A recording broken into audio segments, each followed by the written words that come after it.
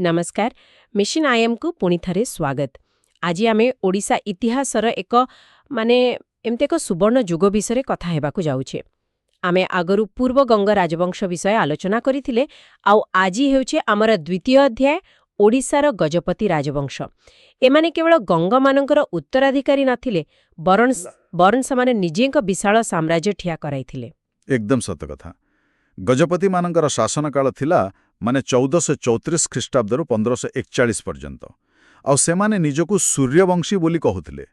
गुरुत्वपूर्ण कथा होउची एही समयकु केवल ओडिशार नहे बरं भारतर शेष महान हिंदू साम्राज्य भावर मध्य देखा जाए। अच्छा हाँ, आउ एही समय रे ही ओडिया साहित्यर कहबाकू गले नवजागरण हेला एवं सामरिक शक्ति भी चरम सीमारे पहुंचीथिला। ताहेले आसंतु यार टिके गभीरता को जिबा। एही महान राजवंशर प्रतिष्ठाता के थिले माने आरंभ केमती हेला? एही राजवंशर मूलदुआ पकाइथिले कपिलेन्द्र देवा। कपिलेन्द्र देव हाँ, तांको शासन काल थिला 1434 रु 1467 ख्रीष्टाब्द। तांको कपिलेन्द्र राउतराय नामरे भी लोके जानिथिले। एठारे कथाटा मते बहुत मजादार लागे। कपिलेन्द्र देव केवल जणे योद्धा नथिले, से तो संस्कृतिर जणे बहुत बड़ पृष्ठपोषक मध्य थिले। हाँ, निश्चित भाବରେ से आदिकवि सारला दासंकु पृष्ठपोषकता देइथिले, जहा फलरे ओडिया भाषारे महाभारत लेखा हेला। एइटा तो माने ओडिया साहित्य पई गोटे जुगान्तकारी घटना। एकदम। आउ एठारे गोटे कथा देखिबार अछि, किभଳି भाବରେ सांस्कृतिक विकास सहित ताଳ देई सामरिक विस्तार मध्य चलिथिला। कपिलेन्द्र देवଙ୍କ साम्राज्य उत्तରରେ निम्न गंगा नदी ठारू आउ दक्षिणରେ कावेरी नदी पर्यंत व्यापीथिला। बापरे, गंगारू कावेरी। हाँ, 1450 ख्रीष्टाब्दरे से कण कले ना निज पुओ हम्बीरंकु राजमहेन्द्री ओ कोंडाभिडुर राज्यपाल करिदेले। अच्छा, दक्षिण दायित्व देदेले। हाँ, एहापरे 1457 रो दक्षिण अभियान रे तांको सेना बिदर पर्यंत पहुंची जाइथिला। तेबे कपिलेन्द्र देवଙ୍କ परे कोन हेला? एते बड़ा साम्राज्य कोन स्थिर रहिला? ना, एठी टिके समस्या हेला। तांको परे आसिले पुरुषोत्तम देव, जिए 1467 रु 1497 पर्यंत राजुति कले। किंतु तांकर आरंभ बहुत माने संघर्षमय थिला। काहेकि? सिंहासन पाई तांको निज भाई हम्बीरंक सहित ही युद्ध करबाकू पड़िला। ओहो, गृह युद्ध।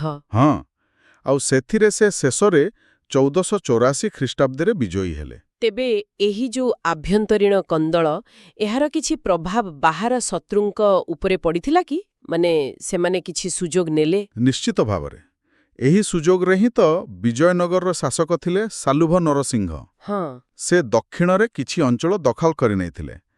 किंतु पुरुषोत्तम देवंकर सबुठु बड़ सफलता थिला जे से परे से सबु हजि जाइथिबा अंचल को फेराई आनिले। तामाने निज शक्ति को से पुणी थरे सुदृढ़ करि पारले। एकदम। अच्छा, पुरुषोत्तम देवंक परे आसिले प्रतापरुद्र देव।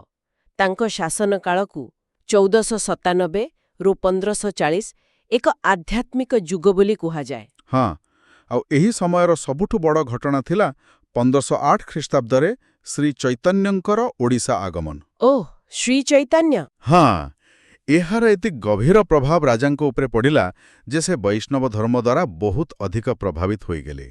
किंतु देखंतु विडंबना, ठीक सही वर्ष बंगलार अलाउद्दीन हुसैन शाह आक्रमण कले। वाह, तामाने एही समयरे धर्म आउ युद्ध दुईटा जाक एका सांगरे चलिथिला। एकदम ठीक। मुख्यतः दुईटी बड़ संघर्ष होइथिला। प्रथम 1512 ख्रीष्टाब्दरे विजयनगरर राजा कृष्णदेव रायांक सह।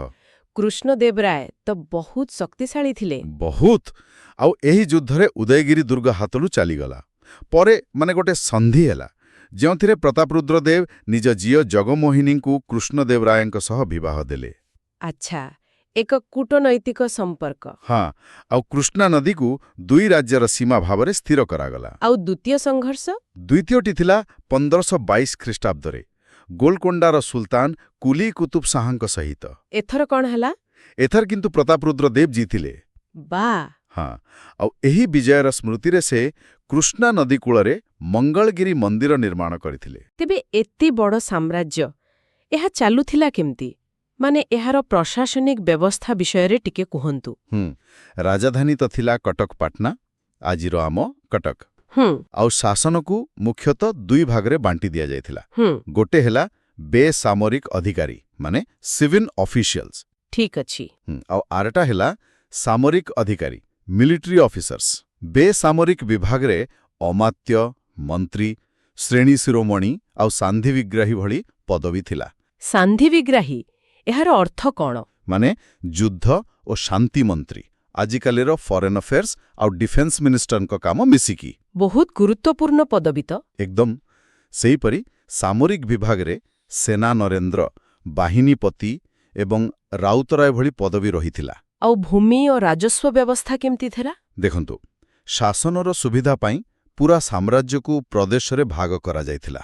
ପ୍ରଦେଶ ମାନେ ରାଜ୍ୟ? ହଁ, ଯାହାକୁ ଦଣ୍ଡପାଟ ବା ରାଜ୍ୟ କହୁଥିଲେ। ତା ତଳକୁ ଥିଲା ସୀମା, ସ୍ଥଳ ବା ମୁଠା, ଆଉ ସବା ତଳେ ଗ୍ରାମ।